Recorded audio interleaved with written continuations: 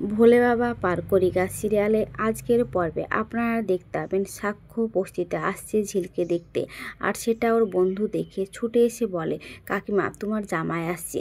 তখন বলে, জামাই আসছে? তো হ্যাঁ। তখন ঝিল বলে, এসব ইয়ার্কি করার কি তুই সময় পাস না খো? তখন বস্তির দুটো মেয়ে দাঁড়িয়ে থাকলে বলে, কেন ইয়ার্কি হবে?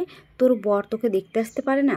আমি তো শুনেছি তোরা নাকি এক ঘরে শুয়েও ছিলি, তারপরে আবার এসব কথা কেন বলছিস? তখন ওরা বন্ধু বলে, না রে, মিথ্যা কথা বলছি না, আসছে, একটা মস্ত বড় ব্যাগ হাতে করে আসছে, আমি দেখলাম। তখন ঝিলের মা বলে, শোন ঝিল, একটা কথা বলি, জামাই আসার সাথে সাথেই কিন্তু তুই উল্টোপাল্টা কথা শুনে দিস না। তখন ঝিল বলে, তুমি কি বলছো এসব? তো হ্যাঁ, কারণ ও কি বলছে সেটা আগে চুপচাপ শুনবি, তারপরে যেটা বলা উচিত সেটা বলবি। ঠিক তখনই সাক্ষ্য সেখানে চলে আসে আর এসে বলে, আসতে পারি? তখন ঝিলের মা বলে, হ্যাঁ বাবা এসো, কিন্তু তোমাকে কোথায় বসতে দিই? তখন সাক্ষ্য বলে, আজ তুমি প্রথম আসেনি, তা আমার কোনো অসুবিধা হচ্ছে না। নিন এই ফলগুলো নিন আর এই ব্যাগটা নিন, একটা কাগজে সব লেখা আছে, এই কাগজ অনুযায়ী ওকে সব কিছু খাইয়ে দেবেন। তখন ঝিল বলে, কেন খাইয়ে দেবে? আর তুমি খাওয়াতে বললে যে আমি খেয়ে নেবো, তার তো কোনো মানে নেই নাকি? আর তুমি বা এগুলো আনতে কেন গেল? তখন বলে, কেন আমি আনতে যাব না?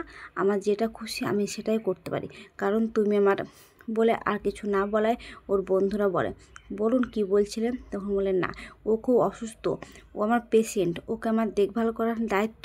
তখন ঝিল বলে, ও আচ্ছা তাই বুঝি, আপনি প্রত্যেক পেশেন্টের বাড়ি এভাবে ফল নিয়ে যান দেখতে? তখন ও বলে, তুমি এসব কী ধরনের কথা বলছো? তো হ্যাঁ, যেটা সত্যি সেটাই বলছি, প্রত্যেক পেশেন্টকে আমার কিছু বলে না। তখন ঝিল চুপচাপ বসে থাকে আর বলে, যে কারণে এসছেন সেটা আপনি পরিষ্কারভাবে বলুন। তখন সাক্ষ্য বলে, তোমার সঙ্গে আমার কিছু পার্সোনাল কথা আছে। তখন ঝিল বলে, আমাদের তো আর একটাই ঘর, আলাদা কোনো ঘর নেই, তো পার্সোনাল কথা বলার মতো কোনো জায়গাও নেই। তখন ঝিলের মা বলে, ঠিক আছে আমরা ঘর থেকে বেরিয়ে যাচ্ছি, চলো তোমরা সবাই আমরা বেরিয়ে যাই। তখন সাক্ষ্য বলে, না আপনারা থাকলে কোনো অসুবিধা নেই। তখন ঝিল বলে, ও আমি বুঝতে পেরেছি কিসের জন্য বলছেন তা। তখন সাক্ষ্য বলে, কিসের জন্য বলছি? তো যাই হোক বলছেন। তখন ওর বন্ধুরা বলে, চলো না আমরা সবাই বেরিয়ে যাই, ওরা পার্সোনাল কথা বলবে বলছে যখন, তখন বলুক না। তখন ওর বন্ধু বান্ধবীরা সবাই ঘর থেকে বেরিয়ে যায় আর ওরা চলে গেলে তখন ঝিলের মা বলে, তোমার জন্য চা কিছু করে আনি? তখন বলে, না আমি চা খাবো না। তখন ঝিল বলে, আমাদের বাড়ির মতো গরিব মানুষের হাতে কেন ওরা চা খাবে? তখন সাক্ষ্য বলে, ঠিক আছে আপনার যেটা ভালো লাগে সেটা আপনি করে দিন। তখন ঝিলের মা বলে, তাহলে ডিম অমলেট করে দিই যেভাবে তোমার বাড়িতে করে দিতাম? তো ঠিক আছে। তখন ঝিলের মা ঝিলের দিদি সেখান থেকে চলে গেলে ঝিল বলে, আমি বুঝেছি আপনি কেন সবাইকে চলে যেতে বললেন, নিশ্চয় আপনি বললেন যে কিছু একটা কাজ আছে, মানে আমাকে ডিভোর্স পেপারে সাইন করতে হবে, তাই তো? দেন ডিভোর্স পেপারটা, আমি সিগনেচারটা করে দিচ্ছি। তখন সাক্ষ্য বলে, এসব কি বলছো তুমি? তো হ্যাঁ, যেটা সত্যি সেটাই বলছি। এদিকে ঝিলের দিদি ঝিলের মাকে বলে, মা জানো তো, আমার মন বলছে এসব ডিভোর্স পেপার্স কিছু হবে না, এবার যেটা হবে সেটা সব কিছু ভালোভাবেই হবে, তুমি দেখো।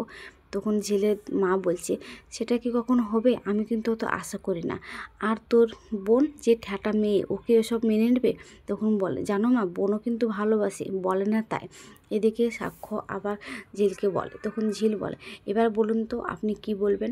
তখন সাক্ষ্য বলে, যেটা বলার জন্য আমি এসেছিলাম তোমাকে। তো কি? আমি সবাইকে বাড়িতে বলে দিয়েছি, জানিয়ে দিয়েছি যে আমি এই ডিভোর্সটা দিতে পারবো না। তখন ঝিল বলে, কি বলছেন আপনি? আর কেন এবার ডিভোর্স দিতে পারবেন না? তখন বলে, সেটা আমি জানি না কেন আমি দিতে পারবো না, তুমি বলে খুব ইন্টেলিজেন্ট, তাহলে তুমি বের করো যে আমি কেন এই ডিভোর্সটা দিতে পারবো না খো। তখন ঝিল বলে, এসব আপনি কি বলছেন? তো হ্যাঁ, যেটা সত্যি আমি সেটাই বলছি, আমি পারবো না তাই পারবো না। এবার তোমার যদি মনে হয় যে তুমি আমাকে ডিভোর্স দিবে, তাহলে দেখো ফাইট করে পারো কিনা আমাকে ডিভোর্স দিতে। তখন ঝিল বলে, আর চৌধুরী ম্যাডামের কি হবে? তখন সাক্ষ্য বলে, ওসব চৌধুরীর কথা তুমি বাদ দাও তো, আমি ঠিক ওকে হ্যান্ডেল করে নেবো, সেটা নিয়ে তোমাকে মাথা ব্যথা করতে হবে না। তখন ঝিল বলে, আপনার বাড়ির লোকেরা তো জানেন আমাকে কোন নজরে দেখে, তাই বলছি এসব কথা বলেন না। আপনার মনে যখন যা আসছে তখন তাই বলে দিচ্ছে। কিছুদিন আগে বললেন আমাকে ডিভোর্স দিবেন, আবার এখন বলছেন ডিভোর্স দিতে পারবো না। আপনি কি চান আমার কাছ থেকে বলুন তো? ও, আপনি যা চান ডিভোর্স দিলেও আমি সেটা দিয়ে দেবো। তখন সাক্ষ্য বলে, শোনো, আমি সব কিছু সহ্য করতে পারি, কিন্তু আমাকে কেউ অপমান করলে আমি সহ্য করতে পারি না। আমি তোমার কাছে কিছু চাওয়ার জন্য, কিছু পাওয়ার জন্য তোমাকে আমি ডিভোর্স দেবো না, এটা তোমার মনে হচ্ছে? তখন ঝিল বলছে, তাহলে কিসের জন্য আপনি ডিভোর্স দিতে চাইছেন না? আমি দিতে চাচ্ছি না। কেন দিতে চাচ্ছি না, কী কারণে, কখন কি হয়েছে, আমি কিছুই বলতে পারবো না এসব। ঠিক তখন সেখানে ঝিলের মা ঝিলে দিদি আসে অমলেটটা হাতে করে, আর তখন অমলেটটা দেয় আর বলে, নাও বাবা খেয়ে নাও। তখন সাক্ষ্য বলে, শুনুন, ঝিল খেয়েছে? তখন বলে, না বাবা খায়নি, কিন্তু ভাত দেবো, খাবে। কেন, আমি তো ফল এনে দিলাম, সেগুলো দাও। তখন বলে যে না, এখন ভাত খেয়ে নে, ওর জন্য মাখন দিয়ে আলু সানা দিয়ে ভাত মাখিয়ে রেখেছি, আমি সেগুলো দিয়ে দিচ্ছি। তখন সাক্ষ্য বলে, শুনুন, আপনার মেয়ে কিন্তু খুব অসুস্থ, খুব কিন্তু ওই কাছে, তাই বলছি আপনাকে যে সাবধানে কিন্তু আপনি আপনার মেয়েকে রাখুন, আর যদি না পারলে আপনি বলুন, আমি কিন্তু নিয়ে চলে যাব। তখন ঝিলের দিদি বলে, কোথায় নিয়ে যাবে তুমি ওকে? তোমার বাড়িতে সবাই ওকে মেনে নেবে? তুমি বাড়ির বিরুদ্ধে গিয়ে ওকে নিয়ে যেতে পারবে? তখন সাক্ষ্য বলে, কেন পারবো না? ওই এখনও কাগজ কলমে কিন্তু আমার বই আছে, তাই আমি পারবো এসব পড়তে। তখন ঝিল বলে, শোনো, তুমি নিয়ে গেলেই আমি যাব, তার কোনো মানে নেই। তখন সাক্ষ্য বলে, আমি সব ফল টল সব পাঠিয়ে দেবো। তখন ঝিল বলে, তুমি পাঠিয়ে দিলেই যে আমি খাবো, তার কি কোনো মানে আছে নাকি? আমি কিছুতেই খাবো না। তখন সাক্ষ্য বলে, তাই নাকি? তো হ্যাঁ, বলে সেখান থেকে ডিমের অমলেটটা রেখে দিয়ে উঠে পড়ে আর বলে, কালকে চেক আপ আছে, তুমি চলে যাবে তখন দিদির সঙ্গে। আর তখন ও দিদিকে বলে, তো আমিও ঠিক টাইমে ওকে নিয়ে পৌঁছে যাবে বেলা 12টায়। তখন ঝিলের মা বলে, আচ্ছা বাবা, তুমি খাবে না? তখন সাক্ষ্য বলে, আপনার মেয়ে আমাকে বসে বসে অপমান করবে, আর আমি অমলেট খাবো? যেদিন আপনার মেয়ে নিজেকে সংযত করতে পারবে, সেদিন আমি অবশ্যই এই খাওয়া দাওয়া করবো, কেন করব না? আর আপনি আমাদেরকে দেখছেন, কী নজরে দেখেন সেটা আমি বুঝতে পারছি, আপনি তো সন্দেহ নজরে দেখছেন। তখন ঝিলের মা বলছে, আমি কি সন্দেহ নজরে দেখছি বাবা তোমাকে? আমি জানি না, এ সম্পর্কে কথা পরে হবে, বলে সেখান থেকে সাক্ষ্য বেরিয়ে যায়। তারপরের দিন সকালে দেখা যায় যে সেখানকার সাক্ষ্যদের বাড়িতে ঝিলের মা ঝিলের দিদি আসে আর এসে বলে, মাসিমা আসবো? তখন সাক্ষ্যর ঠাম্মি বলে, হ্যাঁ হ্যাঁ এসো। তখন ওর ঠাম্মি বলে, তোমাদেরকে তো অনেক আগেই ফোন করা হয়েছিল, তো এত দেরি কেন হলো? তখন ঝিলের মা বলে, না জানেন তো আমার ছোটো মেয়ে অসুস্থ, রান্না বান্না করে খাওয়া দাওয়া করে রেখে এসেতে একটু দেরি হয়ে গেল। তখন সাক্ষর মেজুমণি বলে, কেন, আমাদের বাড়ি থেকে তো সব খাবার যাচ্ছে, সেগুলো খাওয়া হচ্ছে না? তখন বলে, তো যাচ্ছে তো কী হয়েছে, আমরা কি বলেছি যে খাবারগুলো পাঠিয়ে দেন? তা আপনাদের ছেলেই কিন্তু নিজে থেকে খাবারগুলো পাঠিয়েছে, বুঝতে পেরেছেন? এসব বলে। আর ওর বর ওকে পাঠাবে না খাবার দাবার? তখন ওর মেজুমণি বলে, বর, এ কথা যেন আর কখনো না শুনি আমি। তখন ওর দাদু বলে, শোনো, যেটা বলার জন্য ডেকেছি, আমিও বেশি তোমাদের সময় নেব না, আর আমিও তোমাদেরকে বেশি সময় দেবো না, তুমি যেটা আশা করছো সেটা কখনোই হবে না। তখন ছেলের মা বলছে, আমি কোনো আশা করি নাই, কেন আমি আশা করতে যাব আপনি বলুন? কারণ আমার মেয়ে এখন অসুস্থ, এই তো দেখে আসলাম গায়ে হাত দিয়ে, এখন জ্বর এসেছে। আমার এসব ভাবনা ছাড়া আমার কোনো কিছু ভাবনা মাথায় আসছে না, শুধু একটা ভাবনা আসছে, ওকে সুস্থ করে তোলার।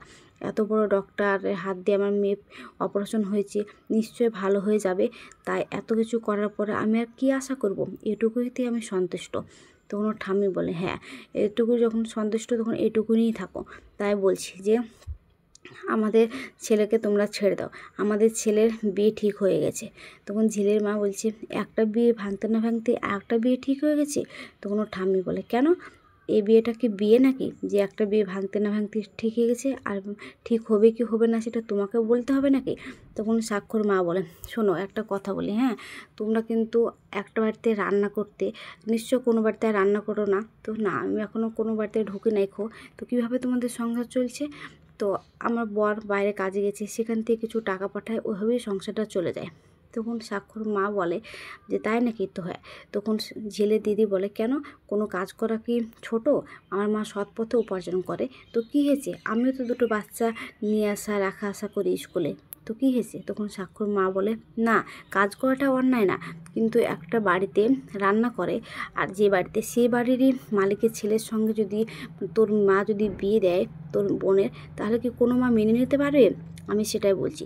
এই কারণে আমি কোনো ইভেন্টে যেতে পারি না, কোনো ক্লাবে যেতে পারি না, আমি কারোর সঙ্গে দেখা করতে পারি না, কারণ এই বিষয়টা নিয়ে তো বড় বড় করে পেপারে ছাপা হয়েছে, তাই তোদেরকে একবার মনে করে দিচ্ছি যে এই বিয়েটা ভাঙতে হবে এবার। তখন ওর মেজ পিউমনি বলে, হ্যাঁ এবার আমরা এটাই চাচ্ছি। তখন স্বাক্ষর মা আবারও বলে যে শোন, আমার ছেলে কি চাইছে বা না চাইছে তাতে আমার কোনো যায় আসে না, যেটা আমরা বলছি সেটাই হবে। তো আজকের পর্বটা কেমন হয়েছে যদি ভালো লাগে তাহলে কমেন্ট, শেয়ার, সাবস্ক্রাইব করবেন। আর হ্যাঁ, ফেসবুক থেকে দেখলে অবশ্যই ফলো করবেন। আর কোনো জায়গাতে ভুল ত্রুটি যদি বলে থাকি তাহলে আমাকে ক্ষমা করে দেবেন। আর কোন কোন সিরিয়ালের আপডেট পেতে চান আমাকে বলবেন।